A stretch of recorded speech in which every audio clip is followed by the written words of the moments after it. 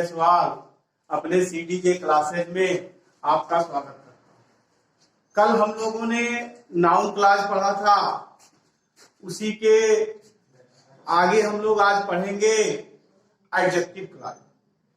जैसे कि noun class में हमने क्या बताया कि अगर आपको नाउन क्लास बनाना है तो आपका जो सबऑर्डिनेट क्लास होता है वह नाउन का फंक्शन देता है।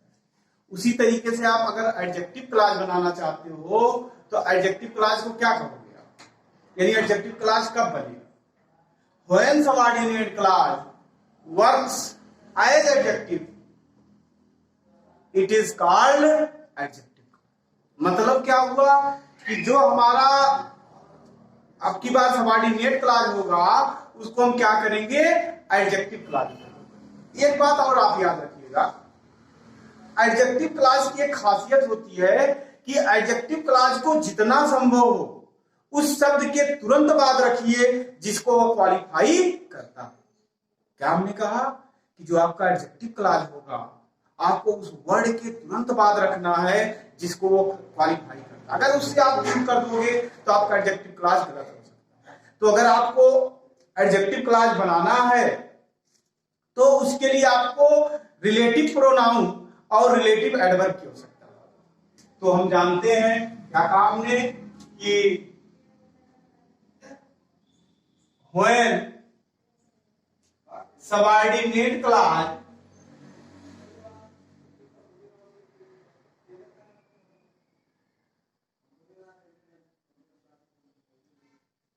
works as adjective it is called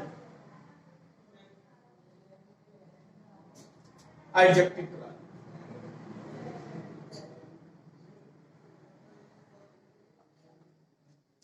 ठीक, अब इसके बाद हमने क्या कहा कि अगर आपको किसी वाक्य को एडजेक्टिव क्लास में बनाना है तो आपको जरूरत होगी, एडजेक्टिव क्लास बनाने के लिए हमको जरूरत होगी कंजंक्शन की।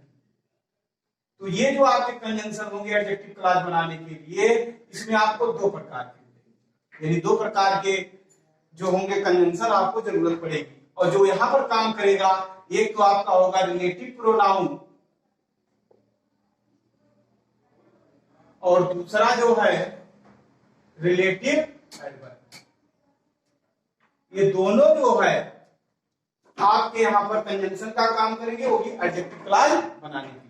यानी हम यूं कह सकते हैं कि अगर हमको एडजेक्टिव क्लास बनाना है तो हमें रिलेटिव प्रोनाउन की भी आवश्यकता पड़ेगी और रिलेटिव एडवर्ब की। तो रिलेटिव प्रोनाउन में आपके तीन शब्द आएंगे। पहला आपका आएगा हु, दूसरा आएगा आपका व्हिच और तीसरा आएगा आपका दैट। ये तीन शब्द आपके आते हैं रिलेटिव प्रोनाउन। और आप जानते हो हु के तीन फॉर्म चलते हैं, हु होता है, हुम होता है और इसको याद रखिएगा। और रिलेटिव एडवर्ब में आपका आएगा हाउ आएगा, व्हाई आएगा और वेयर आएगा, व्हेन। ये आपके क्या हो जाएंगे? रिलेटिव प्रोनाउन, रिलेटिव एडवर्ब हो जाएंगे। अब ध्यान दीजिए, हु का प्रयोग हम कहां करते हैं? जब कोई व्यक्ति होता है, किसी व्यक्ति के लिए हम क्या लगाते हैं, यानी कोई व्यक्ति होगा तो हम क्या करेंगे? हु का यूज करेंगे। अगर कोई निर्जीव होगा तो वहां पर हम क्या लगाएंगे? व्हिच लगाएंगे। अगर किसी वाक्य में निर्जीव और सजीव दोनों हों, यानी निर्जीव भी आ जाए प्लस सजीव भी हो, तो वहां पर हम क्या लगाते हैं? दैट का यूज करते हैं। या कुछ और भी स्थितियां हैं जब हम क्या नाम है दैट का प्रयोग करते हैं। अगर किसी वाक्य में आपका आल मिल जाए, एनी मिल जाए, नन मिल जाए, ओनली हो और नथिंग, इतने शब्द आएंगे तब भी हम क्या लगाते हैं? इनके साथ हम दैट का यूज करेंगे। एडजेक्टिव क्लास बनाने के लिए दैट लगाएंगे। और अगर कोई व्यक्ति होता है तो हु लगाते हैं, निर्जीव होता है तो व्हिच लगाते हैं। तो इस तरीके से हम बना सकते हैं। जैसे हम इसका यूज करके कोई सेंटेंस बनाएं, जैसे मैं कहूं all that glitters, all that glitters is not, तो यहां पर जो है आप देखो आल के बाद क्या आया, दैट आया। यहां व्हिच नहीं लगा सकते आप, क्यों? क्योंकि नियम है कि आल के बाद दैट आता है। उसी तरीके से नथिंग का देखते हैं, जैसे कहा जाए there is nothing, there is nothing that attracts me.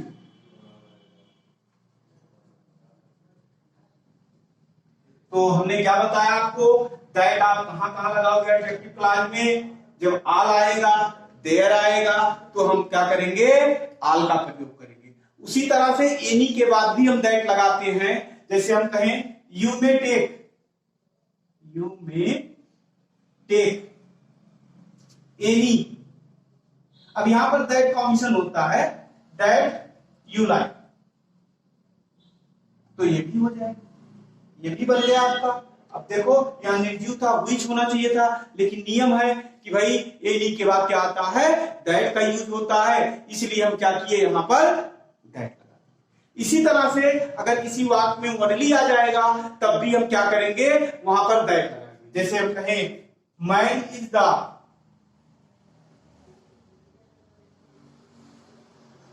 Only animal, only animal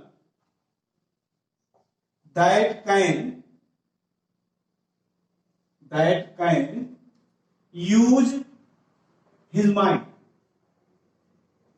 अब यहां पर देखो मैन है, तो यहां पर आपका जो दैट आया मैन के लिए, तो यार यहां पर आना चाहिए था हु, लेकिन यहां पर हमने क्या लगाया, दैट लगाया। क्यों? क्योंकि ओनली के बाद दैट आता है। उसी तरह इसमें देखो यहां पर क्या लगाया हमने, दैट लगाया। क्यों? क्योंकि आल के बाद दैट आता है। इसी तरह से इस सेंटेंस में देखो नथिंग आया, नथिंग के बाद दैट आता है।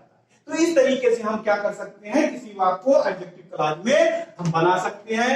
यानी यहां पर हमने आपको बताया कि किन किन वाक्यों में आप दैट लगाओगे। दैट कहां कहां लगाओगे आप, मैंने बताया आल के बाद, एनी के बाद, नन के बाद, ओनली के बाद और नथिंग के बाद। अब हम देखते हैं और वाक्यों में कैसे हम बनाते हैं वाक्य।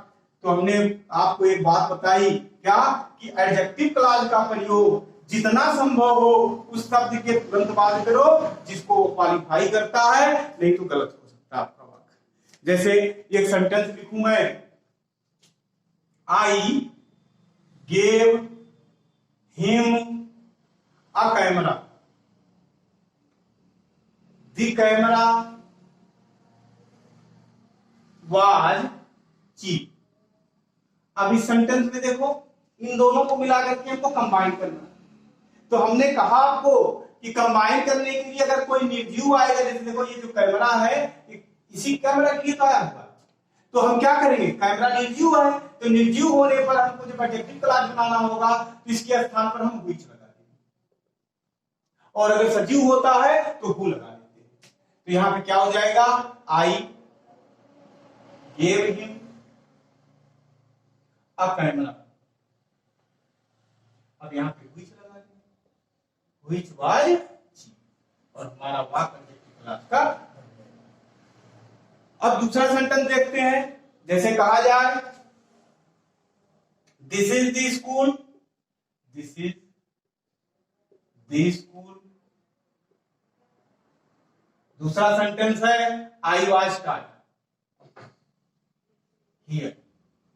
अब इस सेंटेंस में देखो आप एक बात याद रखिएगा, अगर किसी वाक्य में हियर या देयर मिल जाए तो श्योरली आप जान लो उसमें कंजंक्शन हमको होयर लगाना। लगभग किसी भी वाक्य में ऐसा होगा तो आप ऐसा करेंगे। तो यहां पे क्या हो जाएगा, this is the school where, और हियर या देयर आपका निकल जाएगा, वेयर आई वाज स्टार्ट। ये सेंटेंस हमारा।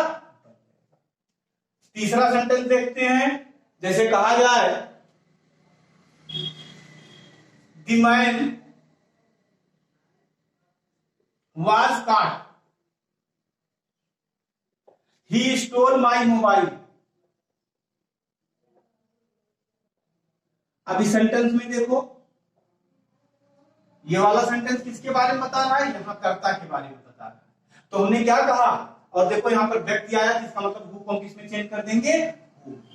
अगली बात क्या याद रखनी है आपको, कि ये जब आपका ये सेंटेंस एडजेक्टिव क्लॉज बन जाएगा कहां रखना है आपको, ये देखो इसके बारे में बता रहा है, इसका मतलब आप यहां रखोगे, अगर यहां की बार लगा दिया तो रॉन्ग हो जाएगा। ठीक है, तो आप क्या करोगे, ये क्या हो जाएगा sentence, the man was cot, गलत हो जाएगा। द मैन, इसके बाद आपको यहाँ एडजेक्टिव क्लॉज जितना संभव हो उस शब्द के तुरंत बात करिए जिसको क्वालिफाई करता है, किसी को क्वालिफाई कर रहा है, इसलिए यहां पर आएगा। Who stole my mobile was cot. इस तरीके से हमारा वाक्य बन गया। और वाक्य देखते हैं का, तो एडजेक्टिव क्लॉज तो नाउन क्लॉज से इजी है, आप इजीली कर ले जाएंगे। बस इतना याद रखना उसको उसी शब्द के तुरंत बाद रखना जिसको वो क्वालिफाई करता है। जैसे अगला सेंटेंस देखें, he was weeping, he was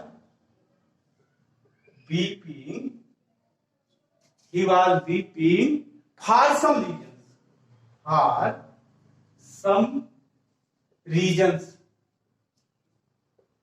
I did not know the reasons।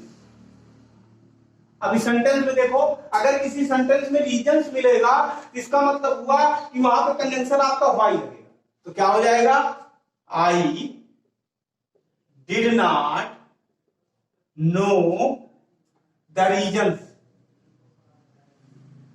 अब इसके बाद रीजन है, यहां कंजंक्शन लगेगा हमारा why he was weeping। तो इस तरीके से हम एडजेक्टिव क्लॉज को बनाते हैं। और इसी के साथ मैं अपना वीडियो यहां पर समाप्त करता हूं।